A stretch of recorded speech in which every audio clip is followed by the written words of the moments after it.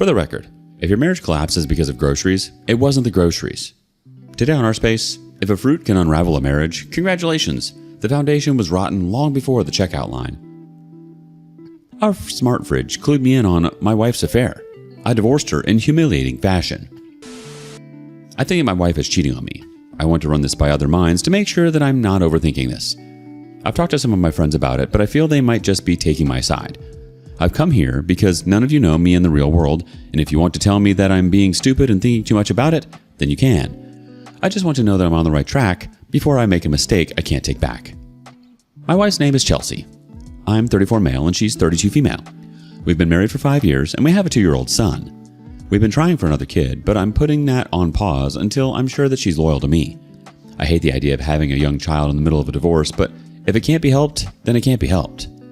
If there's one thing that I have to tell you about her, it is that she absolutely hates avocados.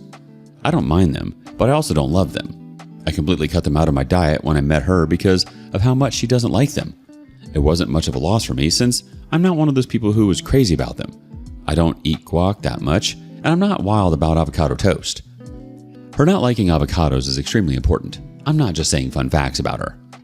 We have a Samsung Smart Fridge at home, and one of the things that I like the most about it is that when you connect it to your phone, you can look in your fridge at home, put together a grocery list on the screen in the fridge, and sync it with your phone. So you'll always know what you need to buy when you're out of the house. What's cool is that it works the other way as well.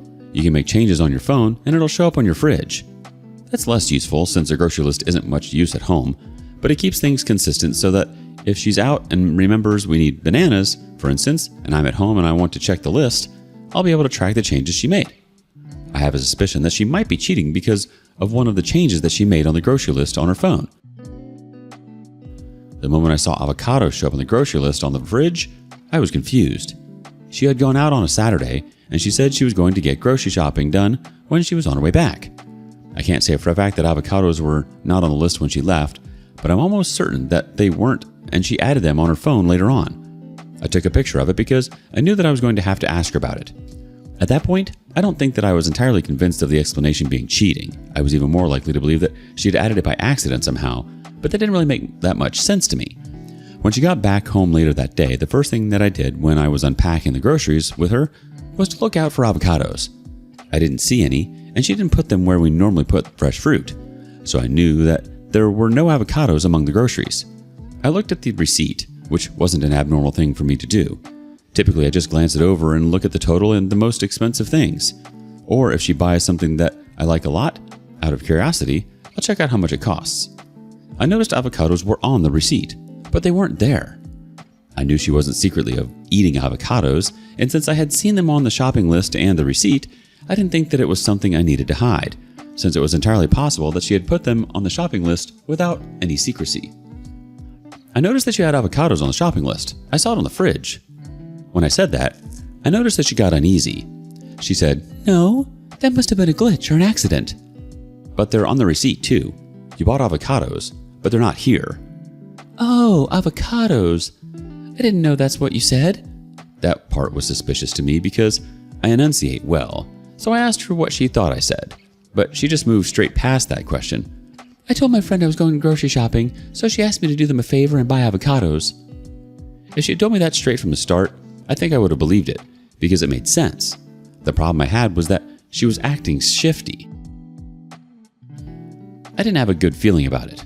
I didn't try to interrogate her or make a big deal about it. I just took it like that. I noticed her take the receipt and put it in her pocket when she thought I wasn't paying attention. We don't do that in our household. We typically keep them in the same place and only throw them out after a month or so, just in case there's anything we need to complain about or return.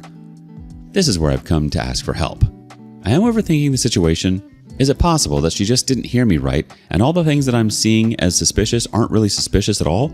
I don't want to start grilling her on avocados because that would be silly, but I want to make sure that I'm not overthinking things. Maybe she would have mentioned the avocados eventually if I hadn't. But why did she take the receipt? Why was she giving an uneasy energy? I don't want to make a big deal of it, but I've been reading too many stories about cheating recently, and maybe I'm just overly suspicious because of that. Edit.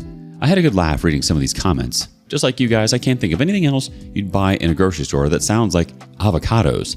Someone said Doritos, and while that's the closest thing I can think of, it is still very distinct from the way. Someone suggested tostado, and I had to Google what that is. They definitely don't sell those at our local grocery store. I'm sure she doesn't know what that is either. Looks delicious though.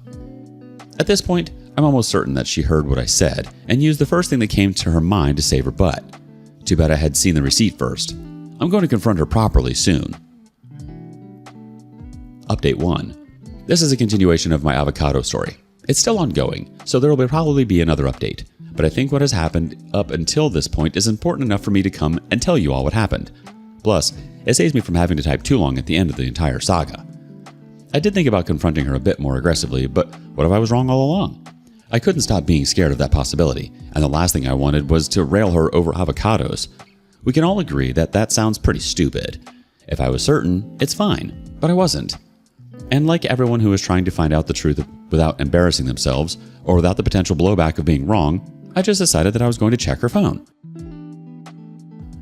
The first thing with Chelsea is that she almost always has her hands on her phone. It's not a new thing, she does a lot of communication on her phone, so it kind of makes sense. The only time that I could probably get 10 minutes of access would be when she was sleeping, and since I almost always sleep later than her, I made a plan to do that. I'd be lying if I said that I wasn't anxious as F going into it. I hate snooping or doing something suspicious. I'm glad I did though, because that was what showed me the truth of what has been going on with Chelsea. She has been cheating on me. It's not explicit, but if you have more than 3 brain cells, you'll be able to tell that no one talks with someone the way she talks with her affair partner, unless there's something there. The guy's name is Reese, and from the text messages between the two of them, there's something there. I can't tell for a fact that they've slept together, but I can tell from the way they talk to each other that there are feelings there. They're both very affectionate, and there are a lot of pet names.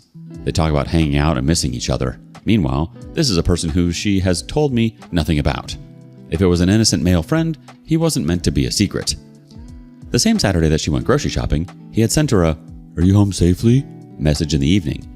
Again, it wasn't one of those things that was explicit, but as far as I was concerned, that meant that she had been with him that day, and he was checking that she had gotten back home. The avocados had almost certainly been for him.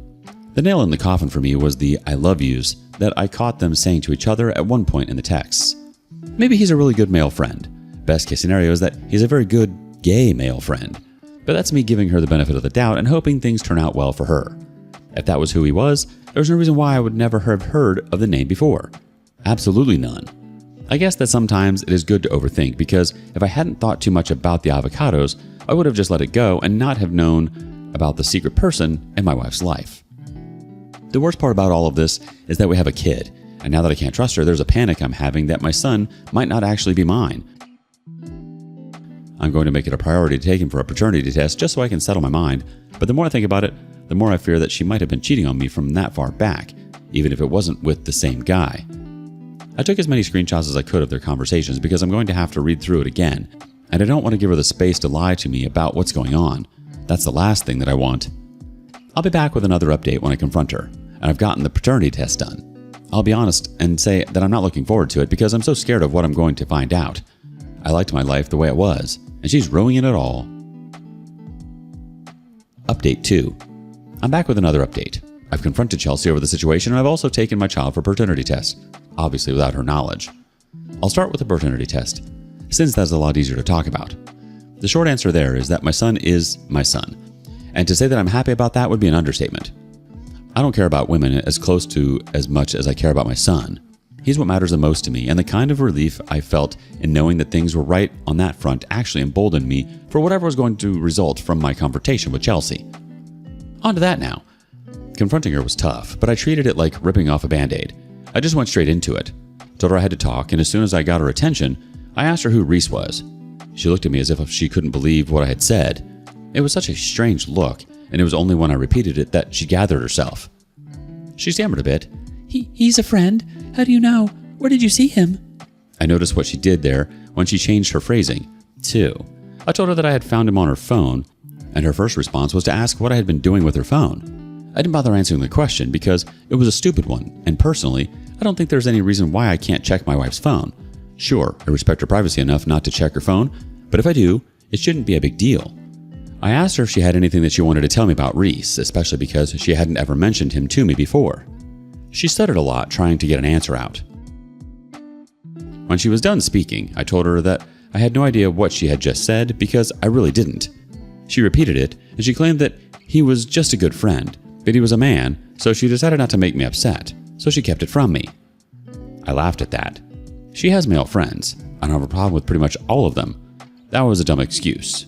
When I brought that up, she claimed that it was because he was very attractive, and that even though there was nothing there, she didn't want me to worry.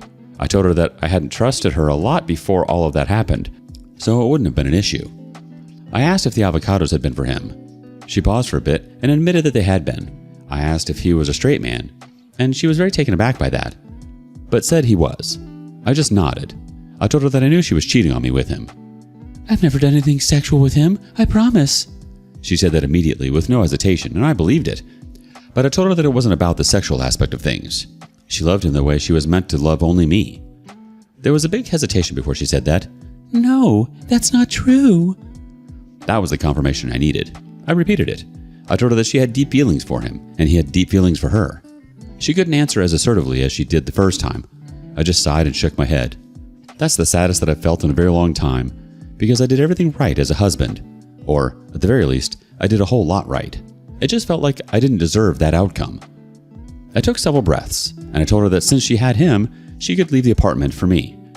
I told her to pack her things and she could move out the next morning. She didn't say anything. She was just doing a lot of crying. I left the room. It hurt. I won't lie. It hurt like crazy. The next day, he came to pick her up. He had a pickup truck, and admittedly, he was handsome. While she was sorting some things out, I couldn't help but go out and confront him. I tried to resist the urge, but I couldn't in the end. He wanted to shake my hand, but I didn't accept it. I told him exactly how I felt about what he had done. The blame wasn't all his. It was mostly Chelsea's, but I told him that he knew that she was married. He knew she had a child. He came in and he broke all of it. The divorce was his fault. I was taller and bigger than him, and I felt like I intimidated him a bit. I let him know that we were never going to be friends, even if he was with the Chelsea long enough for him to become my son's stepdad. I pointed out that she had cheated on me with him, and he wasn't meant to feel safe. I left it at that because the more I talked, the angrier I got, and I didn't want to get physical with him. He went in to help her pack a few things, and I stayed out of their way. I told her to leave our son with me. That was a point of contention, but in the end, I had my way, since our house already had everything he needed. Wherever she was going didn't. Just a few days after that, I got the chance to serve her with papers, and it was pretty fun how I was able to do it. It was one of her sister's birthdays, and she wanted our son to come around, so she asked me to drop him off just for the weekend. I brought him there with the process server in my car, and right there, in the middle of the party, she was served with the divorce papers. It was obvious what was going on. I knew it was too early for her to have told the truth to her relatives, so when they were asking what was going on, I was more than happy to tell them the entire story, without leaving out a single detail. I painted her in the most unflattering light, pointing out how she had decided to fall in love with another man when she was married to me. I talked about how broken I was when I found out that I had to take a paternity test for my child. The women there seemed sympathetic, but Chelsea seemed offended. She told me that she had never sexually cheated on me, and I laughed because she was saying it as if it was better than the way she had emotionally cheated. Once everyone had heard, I didn't waste time in getting out of there. I had done the damage I wanted to do. I also made sure to post it on Facebook so that she wouldn't be able to control the narrative. I even mentioned the other guy's name so that everyone would know the background to their relationship before they started congratulating them. She was pretty mad at me, which shouldn't be a surprise. I shrugged her insults and anger off, though. If anyone has the right to be angry, I promise that it's not her. It's me. I've been angry, but for the most part, I'm working through it. Embarrassing her the way that I did is one of the lightest ways that she can get off. I like it because I think my post might pop up anytime people search her name in the future, which is the cherry on top for me. And you know that once something is on the internet, it can never truly be gone. We still have to go through with the actual divorce process, which is something that I'm definitely not looking forward to. But what can I really do? I have to see it through, and my only hope is that it is quick and easy. She's hurt me enough. I don't need any more pain from the messy split. We have a kid between us, and that has to be kept in mind. I don't know if I'm going to do another update after this. Maybe when the divorce finalizes, maybe not. But whether it goes bad or not, I'm going to survive. I'll build a new life for me and my son, and hopefully it is going to be better than the life I have right now. That's all I can aim for. So keep your fingers crossed on my behalf, and if you're the praying type of person, I wouldn't mind some prayers. That's it for me now, though. Just be vigilant, boys. Don't let any woman take you for a fool because you're better than that. You're much better than that. This stopped being about avocados the moment she started lying like a teenager caught sneaking out. People who aren't doing anything wrong won't panic, deflect, pocket receipts, or rewrite reality in real time. They answer the question. She didn't because she couldn't. The "we never slept together" defense is weak, and she knows it. Cheating isn't defined by whether genitals make contact. It's defined by secrecy, emotional investment, and betrayal of trust. She was saying, "I love you," to another man while married. That's not a gray area. That's a line crossed. Now she doesn't get to be outraged about embarrassment. She doesn't get to control the narrative after lying for months. Do you have a similar story? Share it with us in the comments. And thank you for joining us today on Our Space. Be sure to like and subscribe and hit that notification bell so you don't miss out on our next video. See you next time.